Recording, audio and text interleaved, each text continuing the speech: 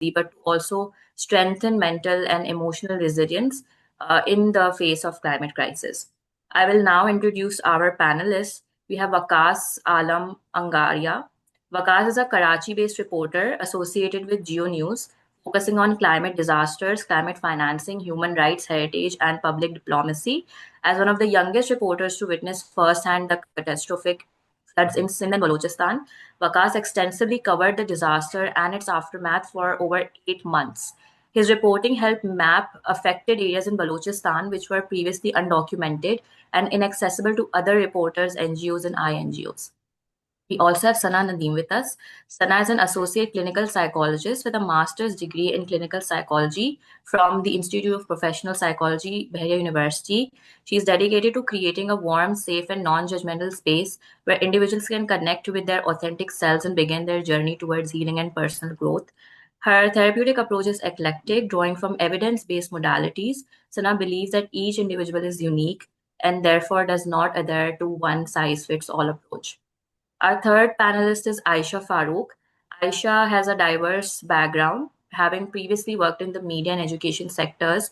She joined Rescue 112 about 1.5 years ago, where she currently serves as a station in charge and media coordinator.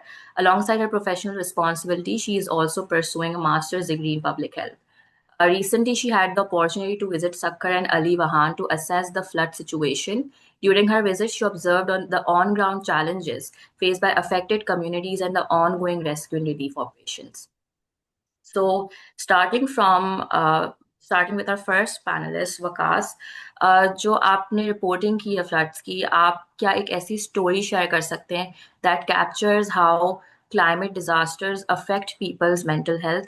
With हम देख रहे हैं कितने recurring heat waves हैं, floods हैं, frequency बढ़ती जा रही है जिनकी. So what have you observed about the lived realities of individuals who are experiencing these crises?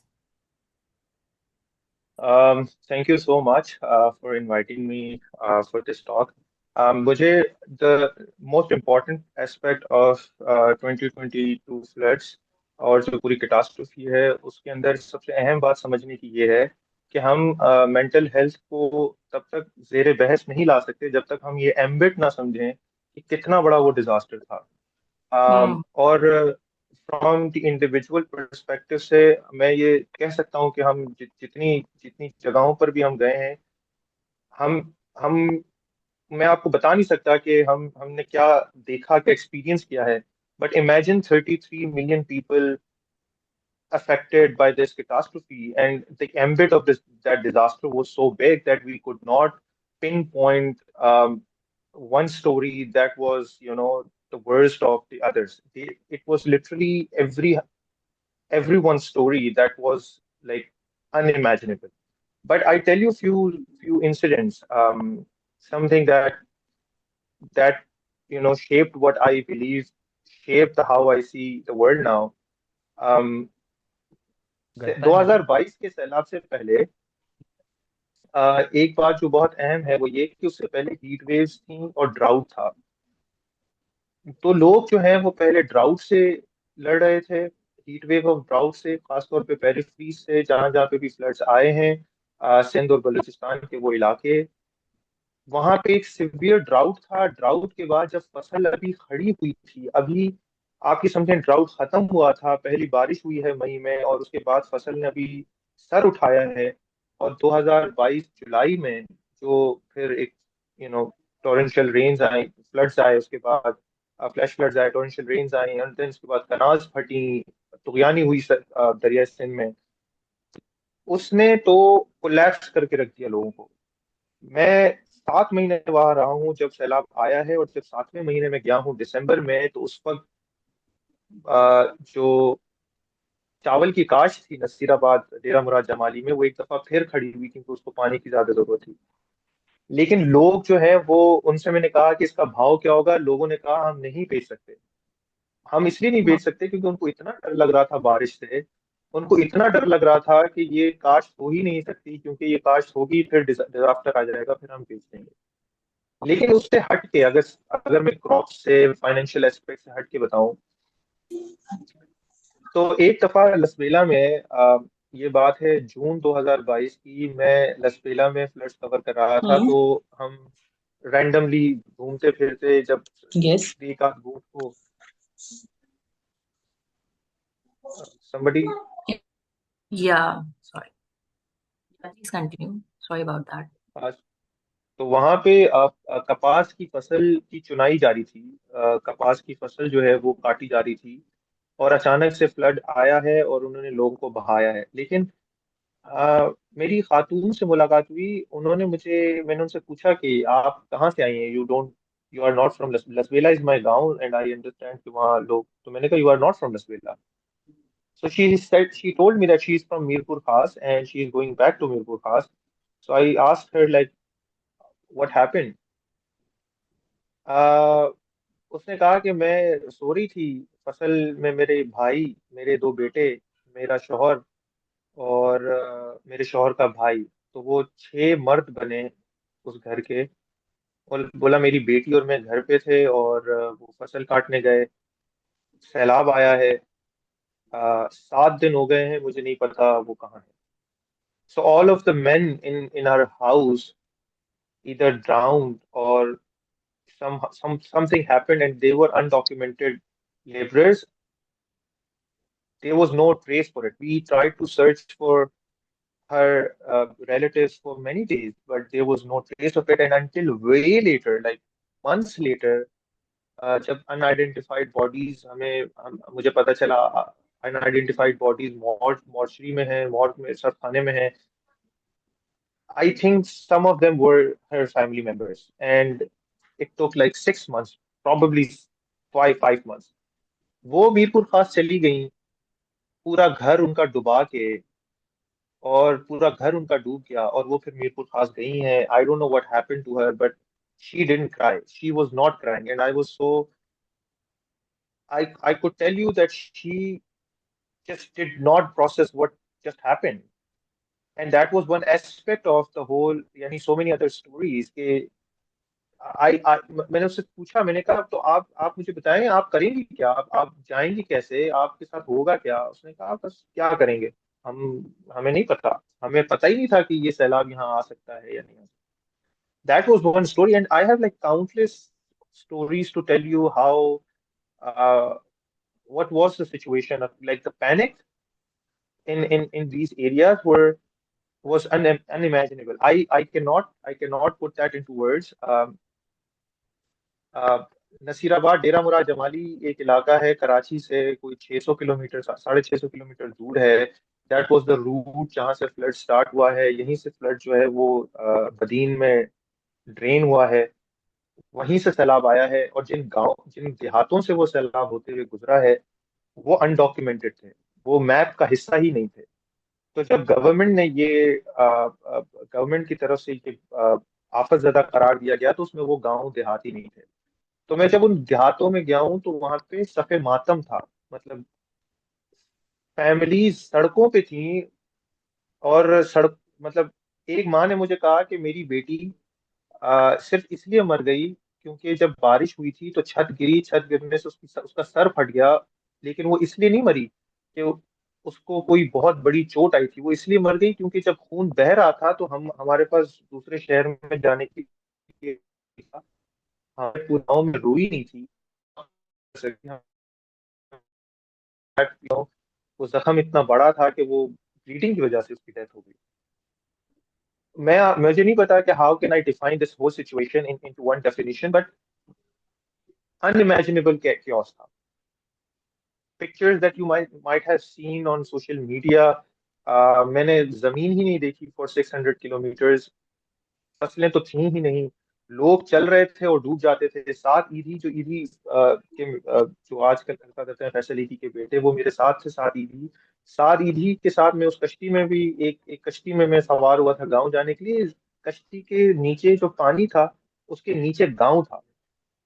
14 foot पे पानी खड़ा हुआ था, और मुझे मुझे यकीन नहीं आया था कि ये गाँव है। मुझे लगा कि he is just exaggerating until I saw the PMT जो होती है, जिसमें वो जो बड़ी सी पोल होता है पीएमटी का। जब मैंने वो देखा कि मैं पीएमटी के सिरे पे मैंने पाँव रखा है, देन आई रियलाइज कि इट इज एटलीस्ट 16-17 फुट का वो पानी है जिसके नीचे वो गाँव है। एंड हमारे पास जो डेथ टोल आया 2000 के करीब लोगों का, आई कैन टेल यू कि वो 2000 वो थे जो कि डॉक्यूमेंटेड है. We don't know how many people were missing. We don't know that because we don't have data of all the places जहाँ पे ये बलूचिस्तान के जिन इलाकों में ये हिट हुआ है. तो मैंने लाशों लाशों पर लोगों को मातम करते हुए भी देखा है, और मैंने लाशों के बाद लोगों को खामोशी तारी होते हुए भी देखी है. I am not a clinical expert to tell you कि like what would the reaction is, but I मैं मुझे नहीं पता कि जब मैं अपने घर के 7 लोगों को दफनाऊंगा तो फिर मेरी कंडीशन क्या होगी. But it was chaotic, it was Hmm. unimaginably big. Thank you for sharing this with us. I think when we talk about mental health, it's important that we also address the larger structural problems, and it is unfortunate कि ये अब हमारी reality बन चुकी है in that way.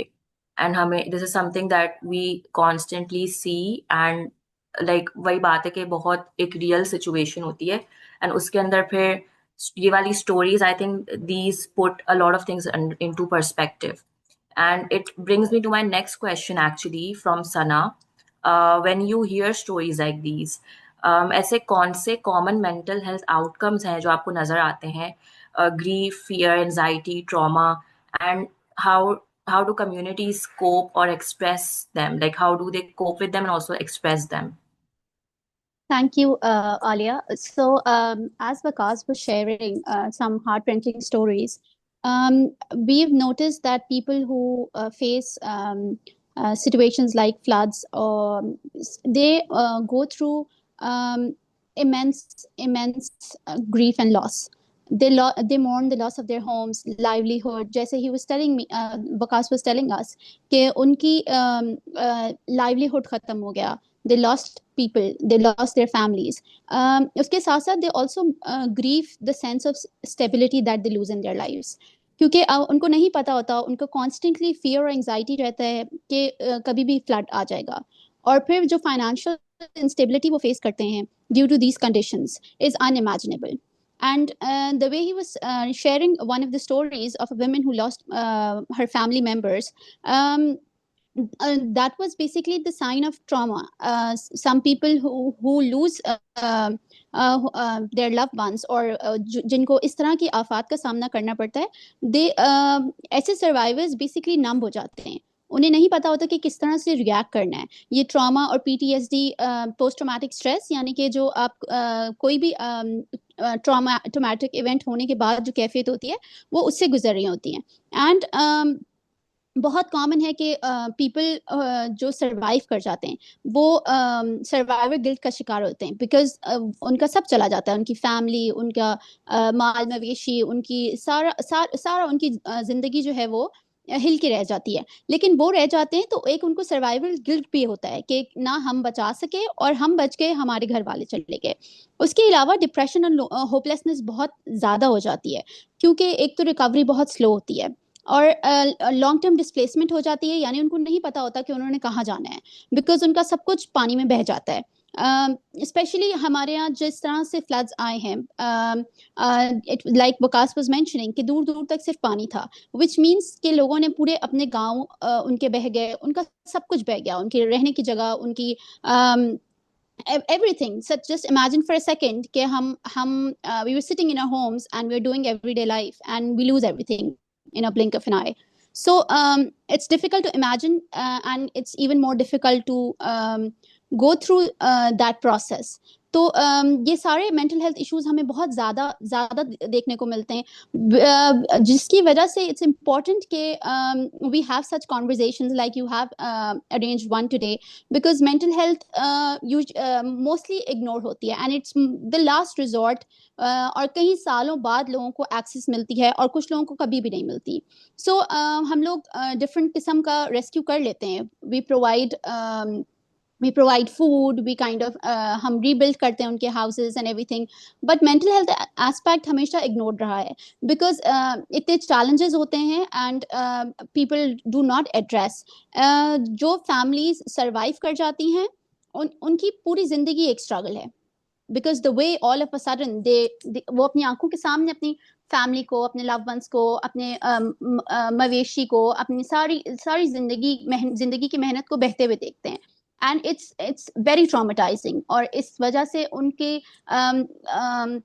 आगे की जिंदगी बहुत मुश्किल हो जाती है, बिकॉज बहुत ज्यादा मेंटल हेल्थ क्राइसिस शुरू हो जाते हैं, उनको लॉस होता है। एक तो उनको अपनी हर चीज के खो जाने का गम होता है, उसके साथ साथ उनको अपने फ्यूचर की भी बहुत अनसर्टेनिटी होती है, because they lose all kinds of support. Usually we see they lose their family members, men of the family, women of the family, so उनका फैमिली स्ट्रक्चर हिल के रह जाता है।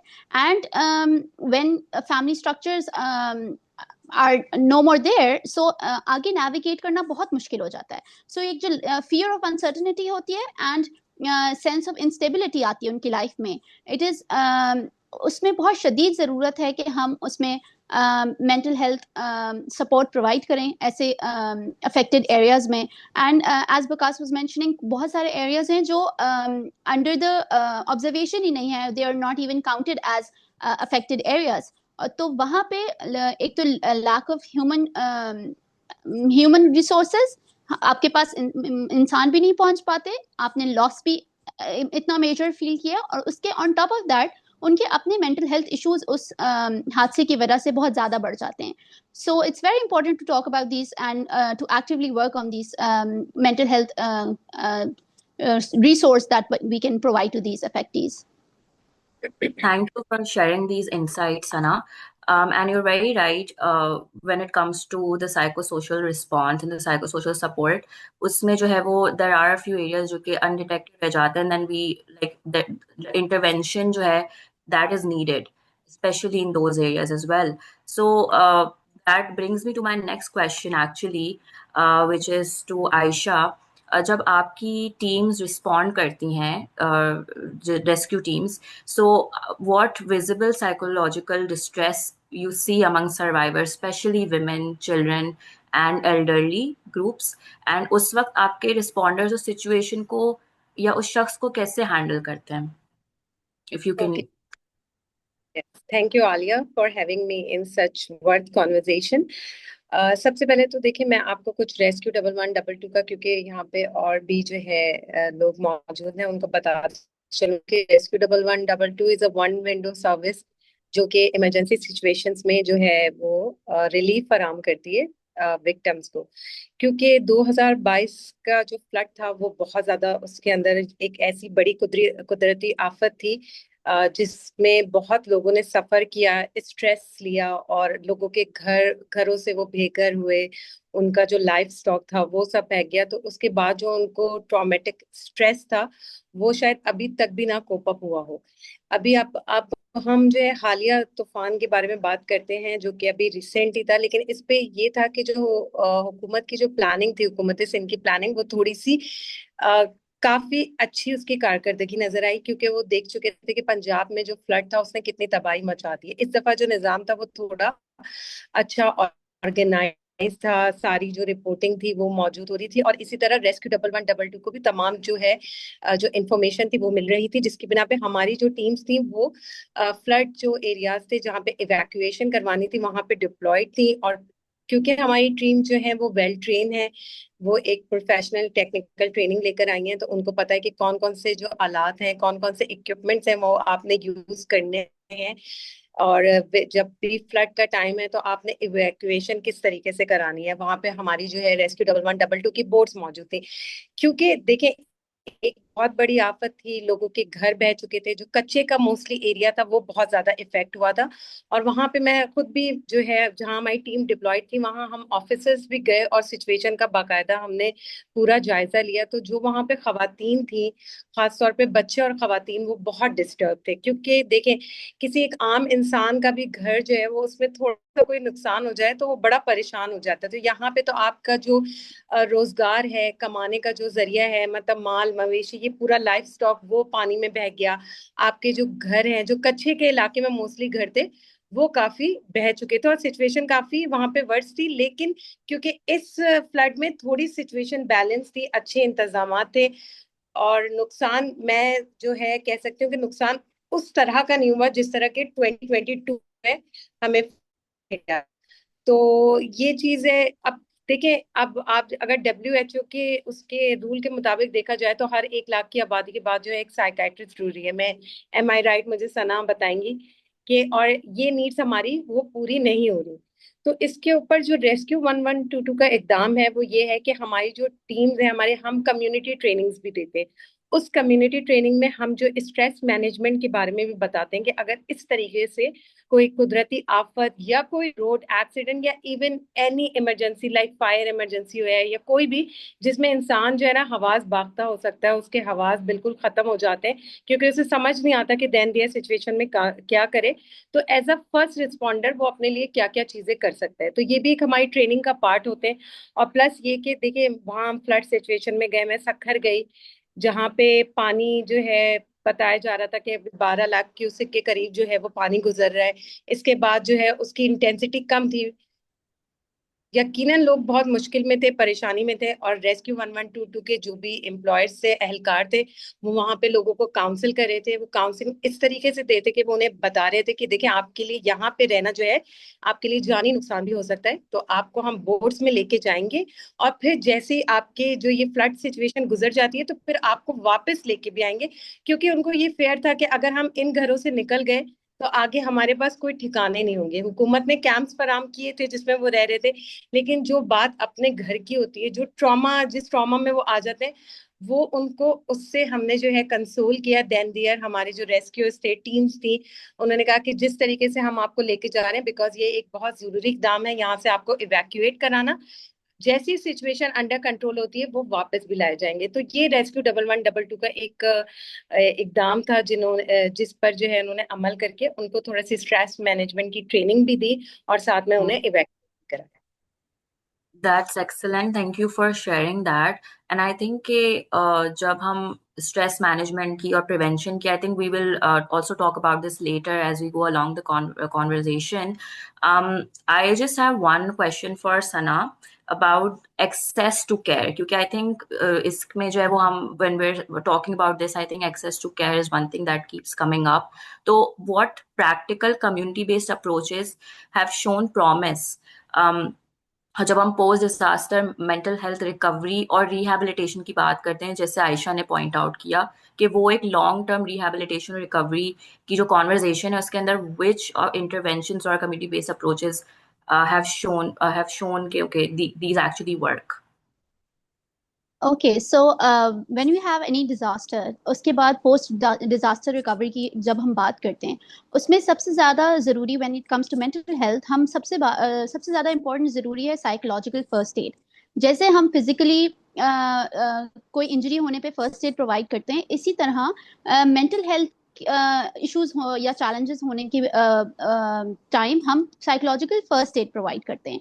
And by that we mean कि हम ऐसे tools provide कर सकें लोगों को कि वो अपना जो उनके पास करंट इमोशन है उसको ओवरकम कर सकें। जैसे फॉर एग्जांपल अभी स्ट्रेस मैनेजमेंट की बात हुई, there's a lot of जैसे हमने पहले बात की थी कि stress, anxiety, grief, loss, uncertainty, trauma, ये सारी चीजें होती हैं विच आर कॉम्प्लेक्स इशू। लेकिन अगर हम if we can train NGOs and all the rescue services that reach at the point of disaster, तो अगर हम उनको ये थोड़ा वॉलंटियर्स को ये ट्रेनिंग दे दें of the psychological first aid कि how you have to talk to those people, and उसमें सबसे ज्यादा important जरूरी होता है to listen to those people।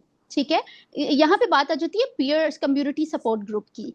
Support groups basically ये आइडिया है कि लोगों जिनके सिमिलर एक्सपीरियंसेस होते हैं, हम उनके साथ एक ट्रेन प्रोफेशनल को अटैच करते हैं and they talk about their experiences. तो सबसे ज्यादा आपने देखा होगा जब ऐसी कोई सिचुएशन आती है, कोई इस तरह के फ्लड्स आते हैं, तो लोग लोनलीनेस हो जाते हैं एंड दे टर्न क्वाइट, क्योंकि उनको नहीं पता होता what they should be talking about. वो एक नमनेस की सिचुएशन आ जाती है।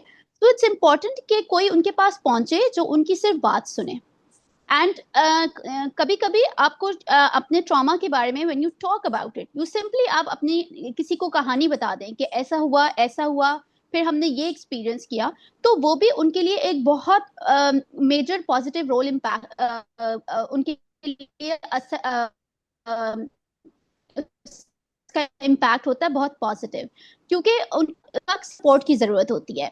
And when we talk about community based approach, सबसे ज्यादा वॉलंटियर हो जो इनकी बात को सुने, ठीक है, इनको इतना रूम दे कि इतना इजाजत दे कि वो अपने एक्सपीरियंसेस बता सकें, बिकॉज उनको they want a listening year.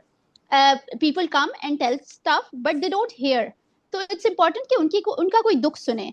और उसके साथ साथ हमें ऐसे इंटरवेंशंस का इस्तेमाल करना पड़ता है ऐसी सिचुएशंस में, जैसे कि आर्ट एक्टिविटीज होगी, प्ले थेरेपी हो गई, you know, all of those things जो उनके करंट सिचुएशन में उनको बेहतर फील करा सके। बिकॉज आर्ट थेरेपी जिस तरह की होगी, प्ले थेरेपी होगी, इसके इम्पैक्ट बहुत पॉजिटिव होते हैं, इंसान के अंदर होप आती है, बिकॉज वो भी बहुत बड़े डिजास्टर से गुजरे हैं। So for them having a good positive time is really important. और जब आपके पास इस तरह का कोई अच्छा इवेंट होता है या अच्छी एक्टिविटी होती है, तो वो कहीं ना कहीं आपको आपके दुख का मदावा कर रहा होता है, आपको एक बेहतर एहसास दे रहा होता है, जो उनके लिए बहुत जरूरी है। इसके इसके अलावा इट्स इम्पोर्टेंट कि हम अपने फेथ लीडर्स या ट्रेडिशनल जो हीलर्स हैं, फॉर एग्जांपल जो इलाके के लोग होते हैं, एंड हमारे फेथ लीडर्स जो होते हैं, जिनके उनके साथ कोलैबोरेट कर सकते हैं। We can have a trusted leader और a person who those people know, ताकि जब वो मेंटल हेल्थ की बात करेंगे, जब वो इस तरह की बातें करेंगे, तो हमारा मेंटल हेल्थ को लेकर स्टिग्मा भी कम होगा और लोगों में एक शऊर पैदा होगा कि हम हेल्प ले सकते हैं। तो ये चीजें, ये हमें अपनी रिलीजियस और कम्युनिटी बेस्ड प्रैक्टिसेस में बहुत जरूरी है कि हम अपने लोग जिन पे ट्रस्ट करते हैं उनको उनके साथ कोलैबोरेट करें, ताकि वो उनको ये एहसास दिला सके, बिकॉज उनका एक उन पे ट्रस्ट होता है। तो जब वो लोग उनको कहते हैं कि यू नो आपका गम बहुत बड़ा है और आपको हेल्प लेनी चाहिए, तो ऐसे लोग उनमें हिम्मत आती है और वो स्टिग्मा को, बिकॉज मेंटल हेल्थ एक बहुत बड़ा स्टिग्मा है, ठीक है, तो जब ऐसे लोग उनको हेल्प प्रोवाइड करते हैं और उसको उनके लिए एवरीडे चीज या नॉर्मलाइज करते हैं, तो लोगों के लिए हेल्प लेना भी आसान होती है। ऑल्सो इसमें बहुत इंपॉर्टेंट है कि हम जो लोकल वर्कर्स हैं जो कि हमारे जगह पे पहुंचते हैं, उनको हम ट्रेन करें, ताकि वो उनको basic mental health services provide कर सकें।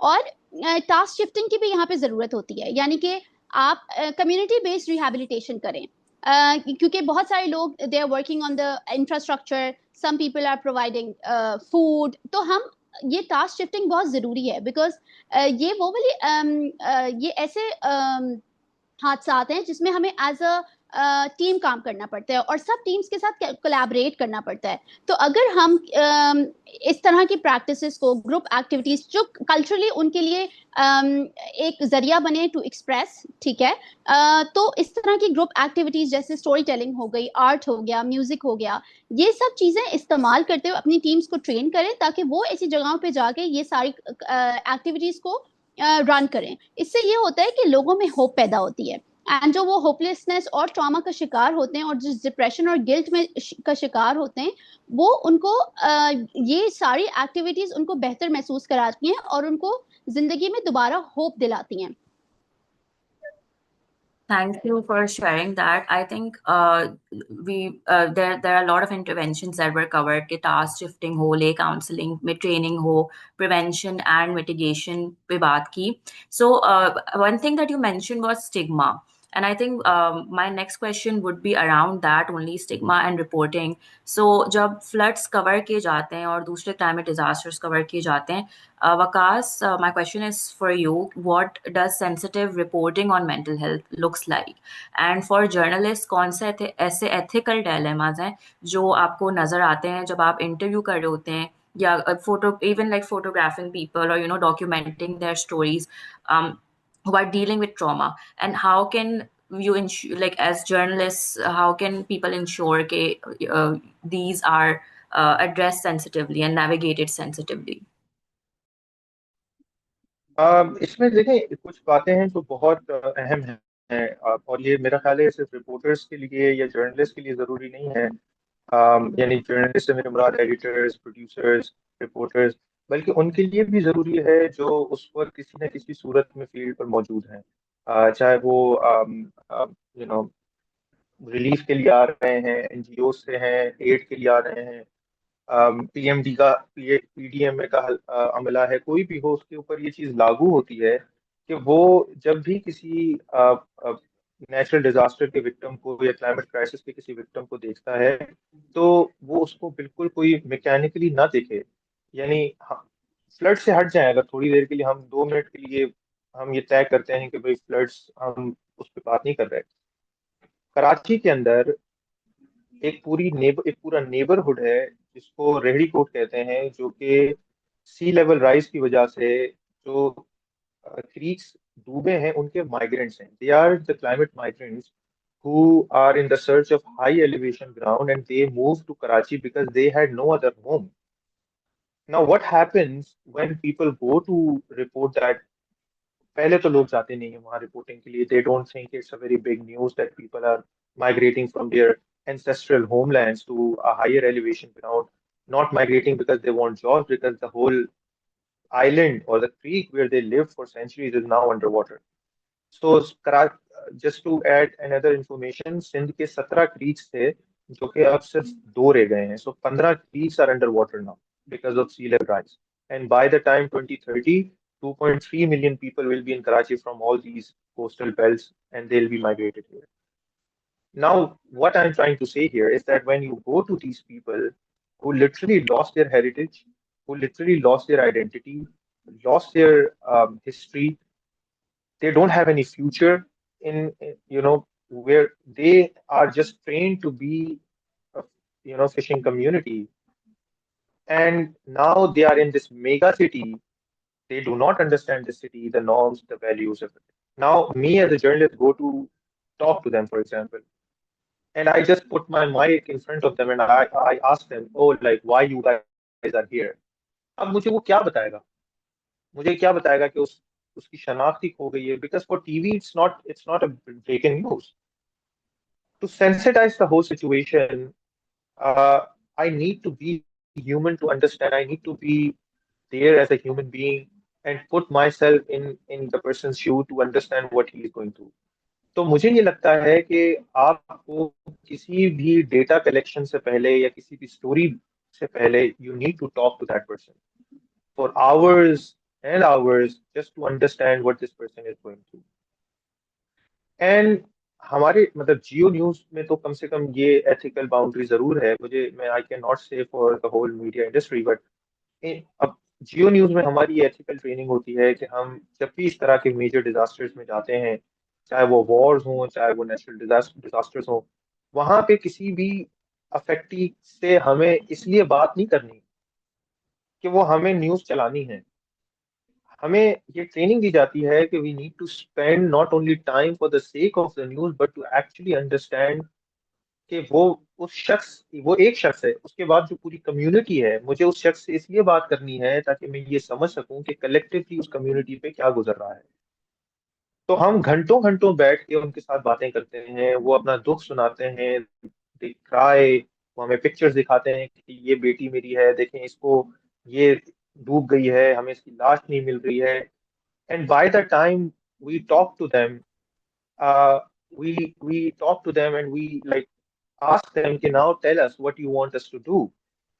If you want us to echo your voice to the higher authority, we are here to do that. But if you don't want to do that, it's fine. We don't want that. Now, I'll be very honest. Journalists in Pakistan, they do not understand the boundaries between reporting and sensationalization. Reporting means reporting. I have to report what I see. That misery itself is so huge that I don't need I don't need to brag about it. I don't need to exaggerate it. What you need to like, आपको क्या जरूरत पड़ी है कि 3 करोड़ 30 लाख लोगों की कि जितने एम्बिट वाले डिजास्टर में आप उसको क्या ही उसको सेंसेशनलाइज करोगे, क्या ब्रैग करोगे? It itself is a historic moment. The news itself is so tragic that you don't need filters to tell people. But what people do, what reporters do,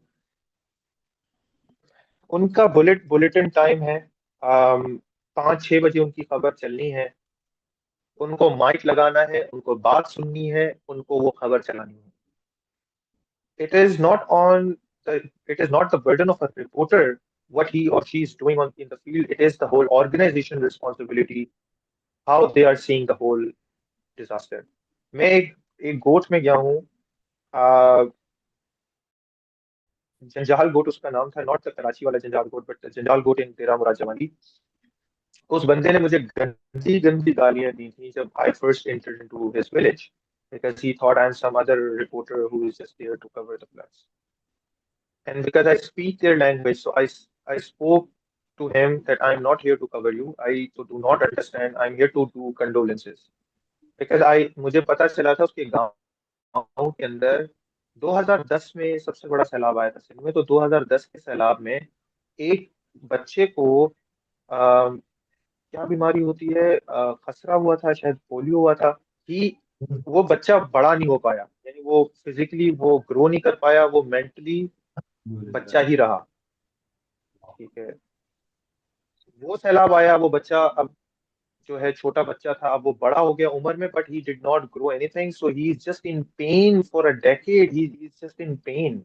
उसको बस दर्द होता है और उसकी अम्मी उसको रोज मालिश करती है और वो बस चीखता रहता है बच्चा. आई डोंट नो उसको क्या बीमारी थी. He never went to the doctor. तो मुझे उस बंदे ने बताया कि यार ये 2022 के सैलाब में मेरी 3 और बच्चों को भी यही बीमारी हुई है जो 2010. So to I went there. I have the footage. Whatever I speak, I have the footage of it. So I went to that goat. I sat with the mother. I speak their language. So I asked her like, क्या हो रहा है बच्चों को? And she told me it's the water. It's the water that is ये कर रहे हैं. लेकिन उसने ये भी कहा, मैंने उससे पूछा तो फिर आपको पता है जब पानी का मसला है, तो उसने कहा तो फिर मैं पीऊंगी क्या? There is no option for these communities to go alternative. There is no alternative for them. If the water is contaminated, they have no other option but to drink that water. Just to state a fact कि 2022 में जब ये सारे सैलाबी सूरत हाल हुई, तो उससे पहले मैंने बताया कि ड्राउट था. डेरा बुगटी में फ्लोरा आउटब्रेक की वजह से 16 लोगों की जान गई थी, क्योंकि उन्होंने उसी कंटेमिनेटेड वाटर को पिया था जिसमें से जानवर भी पी रहे थे, जिसमें से सब पी रहे थे. तो there is no gap of a normal environment in communities like these. It is either drought or flood. So what happens कि जब आप रिपोर्टर बन के वहां जाते हो, you need the whole information of what is happening. It's not just one event. It is a continuity of a series of catastrophes that is coming, brick by brick and like one by one. तो हमारी हमारी training का हिस्सा ये भी है कि sensitive reporting के लिए ये बहुत जरूरी है कि आपको ये समझ आए कि सामने वाला सिर्फ आपके लिए एक ब्रेकिंग न्यूज नहीं है. दूसरी बात, सबसे अहम बात यह है कि हमें एस्पेक्ट्स का ख्याल रखना पड़ता है कि women are the most vulnerable communities, especially in Sindh and Balochistan, due to multiple factors. Patriarchy on the top of it, and then cultural norms, and then religious boundaries. जब सैलाब में घर बह रहे होते हैं तो तब भी ये तवक्को की जाती है कि औरत सबसे आखिर में निकलेगी. तो जब कैजुअलिटीज आती हैं तो आप औरतें तो डॉक्यूमेंटेड ही नहीं होती. मैं आपको एक और भी बात बताऊं, बलूचिस्तान में there is a whole it's a very big population खवातीन की जो कि डॉक्यूमेंटेड नहीं है एनआईसी में. तो हमारे पास डेटा नहीं है उन खवातीन का. तो हम औरतों से क्या बात करेंगे जब हमें पता ही नहीं है कि औरतों के ऊपर क्या बीत रही है. तो सेंसिटिव रिपोर्टिंग के लिए मैं अपनी आखिरी बात कह रहा हूँ, I am sorry. Sensitive reporting के लिए it depends on situation. Heat waves की अलग सेंसिटाइजेशन होती है, फ्लड्स की अलग होती है, माइग्रेंट क्लाइमेट माइग्रेंट्स की अलग होती है, और वैसे ही जो डिजास्टर्स होते हैं उनकी अलग अलग सेंसिटाइजेशन हो. बट कॉमन ग्राउंड उन सब में ये है कि we need to be there, we need to talk to people before writing anything out, and we need to take their consent for everything. So you talked about context. एक तो जब हम जा रहे हो तो बहुत मतलब एक context हमें पता हो पहले से. दूसरा empathetic listening की आपने बात की. I think I would like Aisha to talk a little bit more about the groups that they see when they're rescuing people. उनका जो emotional distress है, और जब आप emergency operations कर रहे होते हैं, so उस वक्त how do you even address या acknowledge the survivors' emotional distress, and is there like जो groups की जैसे वकास ने बात की, तो women हो गए, children हो गए, उनके do you see certain variations, उनको कैसे फिर हर किसी की नीड्स होती हैं अलग अलग, सो उनको कैसे फिर एड्रेस किया जाता है? Thank you Alia. अच्छा, मैसेजेस में मेरे पास आ रहा है कि रेस्क्यू 1112 क्या है, पीपल डोंट नो, बहुत सारे लोगों को नहीं पता होता, तो चले मैं अपना एक दफा आपने कहा इंट्रोडक्शन दे सकती हूँ। अच्छा, सिंध इमरजेंसी रेस्क्यू 1122 हुकूमत सिंध का इदारा है। ये मुख्तलिफ इमरजेंसीज की सिचुएशन में आवाम को रिलीफ फराम करता है, like fire emergency, building collapse emergencies हो गए, ड्राउनिंग के केसेस हो गए, और मेडिकल इंजरीज हो गई। और इसके अलावा हमारा जेंडर बेस्ड सेल भी मौजूद है कि अगर किसी को कोई इस तरह की कोई परेशानी होती है, लाइक मेल, फीमेल और इवन ट्रांसजेंडर्स, तो they can contact our GPV number, that is 1122। और वहाँ जो हमारे स्टेक होल्डर्स होते हैं उनसे हम कनेक्टेड होते हैं, और उनको जैसे जो भी केसेस होते हैं उनको एड्रेस किया जाता है, और मुख्तलिफ स्टेक होल्डर से उनको कनेक्ट कराया जाता है। अच्छा, जो पूरे सिंध में देखें, 2022 के फ्लड के बाद एक वन विंडो सर्विस की बहुत ज्यादा जरूरत थी, जो है मुख्तलिफ इमरजेंसीज पे काम कर सके। और फ्लड तो एक सबसे मेजर इमरजेंसी है जिसके अंदर जो है एक वाइड पॉपुलेशन जो होती है वो मुतासिर होती है। तो इसमें अब जैसे कि आपने कहा कि जो भी जाहिर सी बात है, वही एक बात कि जो स्ट्रेस है जो अपने घर छोड़ने का, और अपने अपने प्यारों को जो है वो आप इस तरह देख रहे होते हैं कि इमरजेंसी में वो फंसे हुए हैं और काफी सारी कैजुअलिटीज भी रिपोर्ट होती है, तो उसका दुख का अंदाजा तो आप जो है ना सिर्फ वही दिल लगा सकते हैं जिनके ऊपर वो हालत गुजरी है। हम उस स्ट्रेस को हाँ थोड़ा सा कम करने में मदद कर सकते हैं, लेकिन वो स्ट्रेस इतना ज्यादा होता है कि कोई भी आपका अपना प्यारा ही आपसे कुछ टाइम के लिए दूर हो जाए तो आपके दिल पे क्या कैफियत गुजर रही होती है। तो रेस्क्यू 1122 के अंदर जो है, मैं आपको ये भी बताती चलूं कि फीमेल्स की हायर जो है ना इसमें की गई है, क्योंकि जब भी इस तरह की जो वनरेबल कम्युनिटीज होती हैं वो मोस्टली फीमेल्स, बच्चे या बूढ़े लोग होते हैं।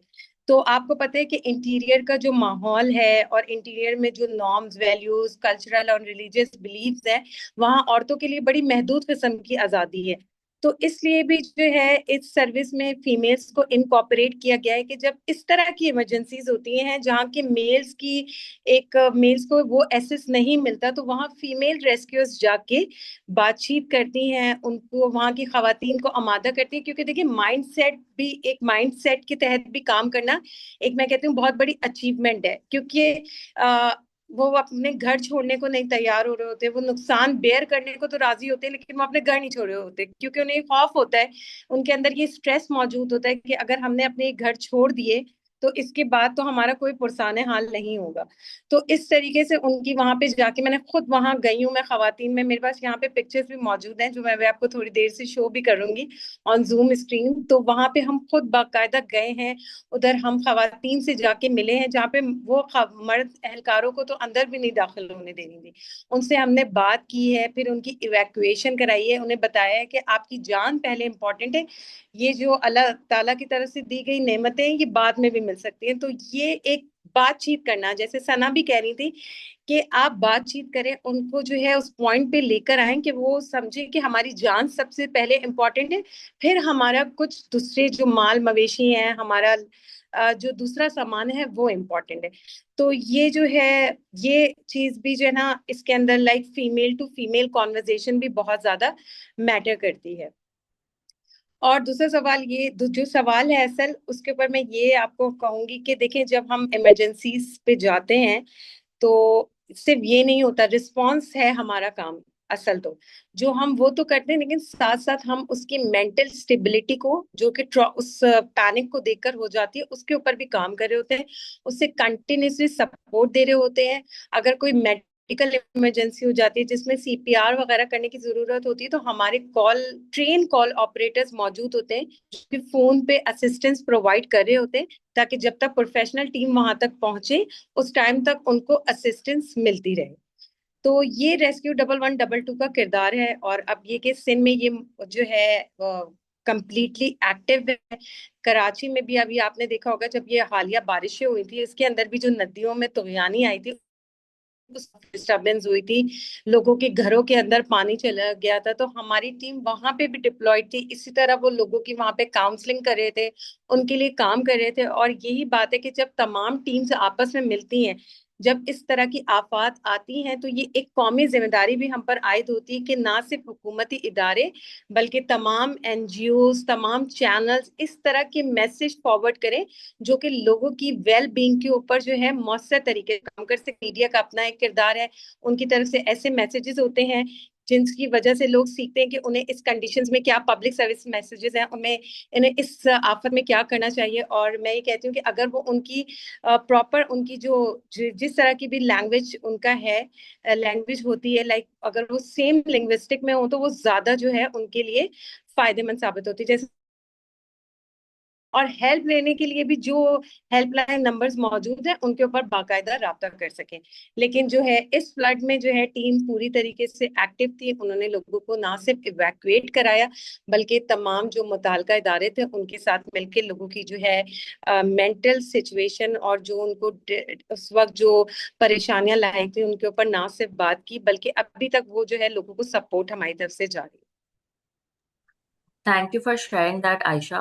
I think I have one question related to this only. जब हम preparedness और emergency की बात करते हैं, तो response की specifically, तो of course there are certain protocols that need to be in place. So my follow-up question actually is कि do you think कि जो हमारे emergency preparedness protocols हैं, उसके अंदर mental health integrated है, और अगर है तो उसको कैसे और inclusive और effective बना सकते हैं? And I think I will have the same question. I will ask the same question from Sana, but from a different perspective. But please answer that, and then I'll. सबसे पहले तो ये देखें जो अगर आप यही देख लें, अभी हमारा आपके साथ ही एमओयू साइन हुआ है, तो this is the G step कि आपको छोटे छोटे स्टेप्स लेके कम्युनिटी के ऊपर आपने काम करना है। लोगों को इस तरीके से तरबियत देनी है कि वो इमरजेंसी में एज अ फर्स्ट रिस्पॉन्डर खुद काम करें। जैसा मैंने आपको बताया कि रेस्क्यू 1112 कम्युनिटी ट्रेनिंग फराहम करता है, क्योंकि देखिए हर जगह जो है साइकाइट्रिस्ट या साइकोलॉजिकल सपोर्ट देन देयर नहीं होती, और पाकिस्तान में जो हालात हैं वो हमारे सबके सामने। तो हमने अपनी कम्युनिटी को स्ट्रेंथन करना है। हम इसी तरह की ट्रेनिंग्स देते हैं ताकि लोग जो है जो भी इस तरह की सिचुएशन में जब वो आ जाए तो वो किस तरीके से अपनी मेंटल हेल्थ के ऊपर लेटर ऑन भी काम कर सकते हैं और देन देयर भी काम कर सकते हैं। फिर वही बात कि उनसे बात की जाए, जो फर्स्ट चीज है अगर किसी के साथ इमरजेंसी हुई है तो उस जिसके ऊपर वो कैफियत गुजर रही होती है वो सबसे पहले अपना हाले दिल बताना चाहता है कि उसके पर भाई ये मुसीबत है, आप मुझे पहले सुने, आप उसको तहम्मुल से सुने, उसकी बात को जो है एक्नॉलेज करें। फिर इमरजेंसी पे रिस्पांस तो हम दे ही रहे होते हैं, लेकिन साथ साथ ये काउंसलिंग भी जारी होती है। और इसमें जो है मीडिया का भी बहुत बड़ा किरदार है। इसमें जो हमारी कम्युनिटीज हैं, एनजीओज हैं, गवर्नमेंट ऑर्गेनाइजेशंस हैं जो कि मेंटल हेल्थ के ऊपर काम कर रही हैं, उनका एक बड़ा बड़ा जो है वो रोल है। और इसी तरह अगर हम इंटीग्रेटेड अप्रोच पे काम करेंगे तो इंशाल्लाह हमें इन फ्यूचर और रिजल्ट्स अच्छे आएंगे। इस फ्लड के अंदर काफी निजाम जो था वो एक बड़ा वेल डिफाइन था। फ्लड की बाकायदा मॉनिटरिंग सेल में मॉनिटर हो रहा था कि किस वक्त कितने क्यूसेक जो है वो पानी गुजर रहा है और लोगों को किस तरीके से इवैक्यूएट कराना है। तो इसी तरीके से अगर हमारी तमाम ऑर्गेनाइजेशंस जो हैं वो मिलकर काम करेंगी तो इंशाल्लाह इन फ्यूचर हम मजीद जो है इन कुदरती आफात में लोगों की मेंटल हेल्थ पे भी बाकायदा काम कर सकेंगे, जिस तरीके से हम रिस्पॉन्स पे काम करते हैं। answer. Um, yeah. So same question for you. What does mental health integration looks like?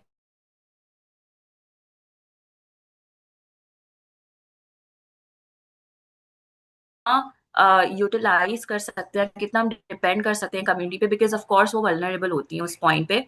तो उसकी टाइमलाइन क्या होनी चाहिए, 6 to 8 months या बियॉन्ड दैट? तो उसमें फिर how do at every step how do we ensure the integration? Your question is quite relevant to understand the mental health psychosocial support, especially in situations like these. It's important कि जो disaster management plans हैं उसमें mental health support को एक core component के तौर पे देखा जाए rather than an add-on, क्योंकि जब हमारे पास emergency operations होते हैं, in rescue operations होते हैं, उसमें साइकोलॉजिस्ट काउंसलर्स मोस्टली नहीं होते.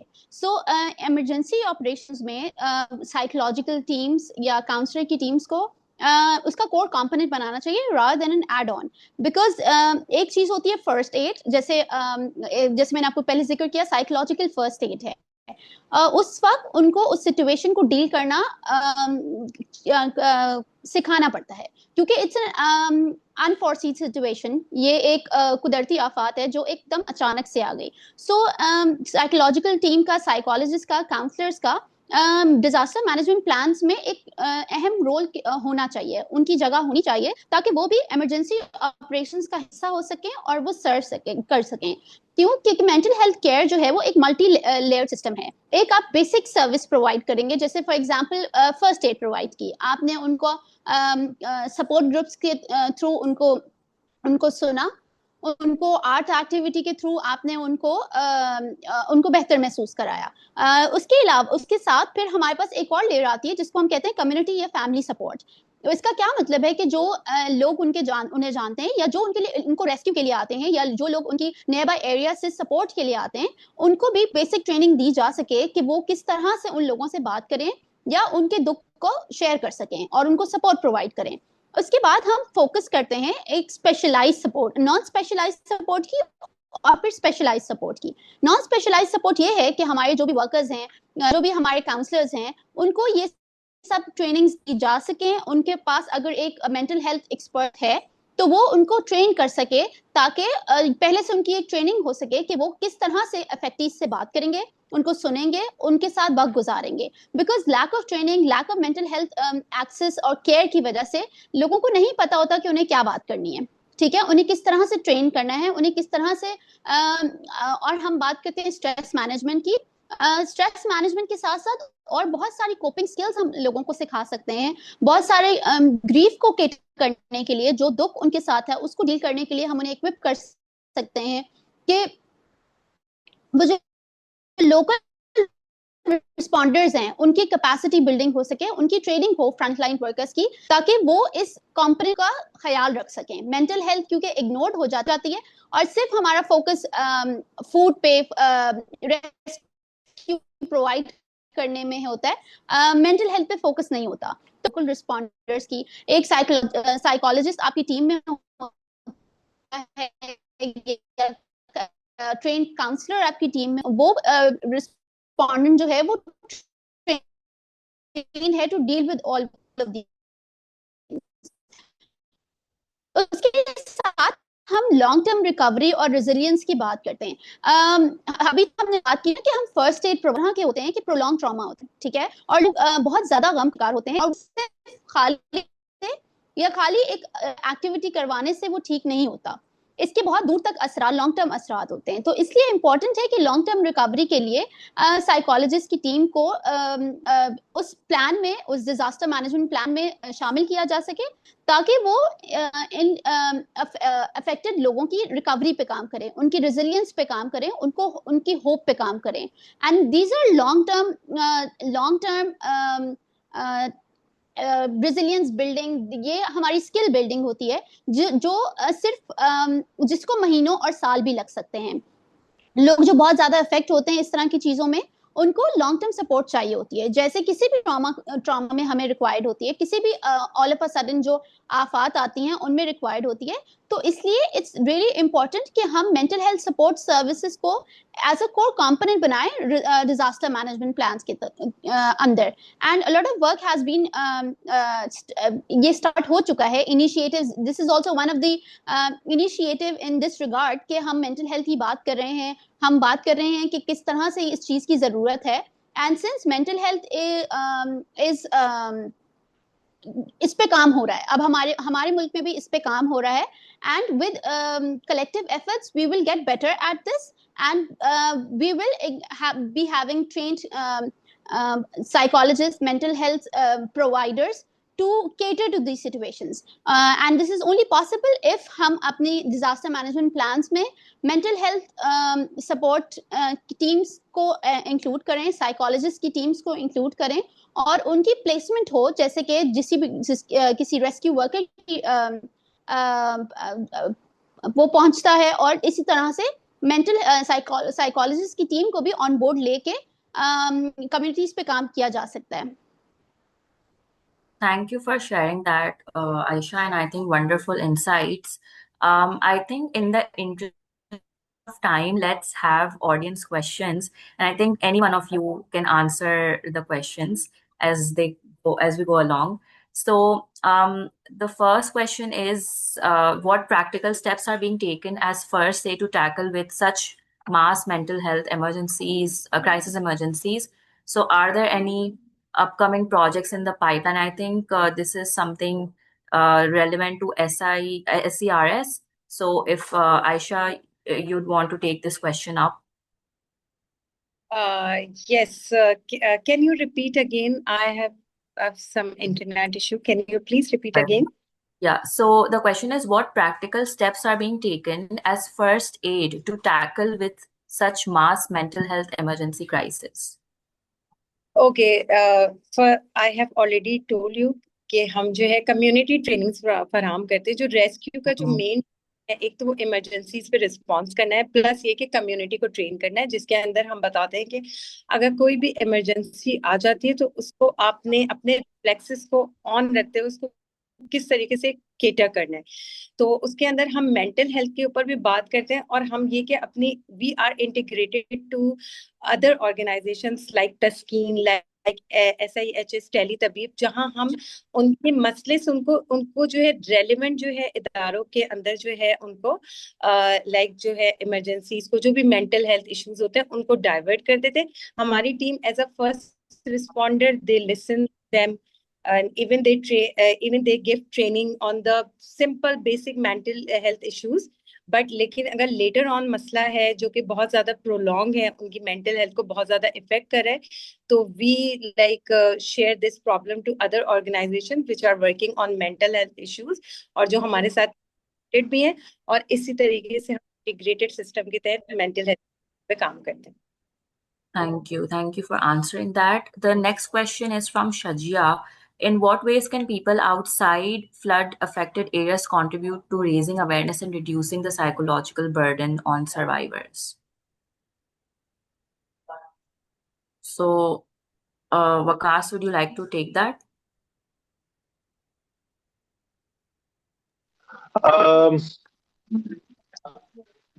What initiatives can be taken to address the mental health impacts of? No, sorry. What ways just missed can the people question. outside? Where Yeah, is it in what in the chat? ways? Yeah, I think you'll have to scroll down a bit, but I can just repeat it. In what ways can people outside flood-affected areas contribute to raising awareness and reducing the psychological Okay. burden?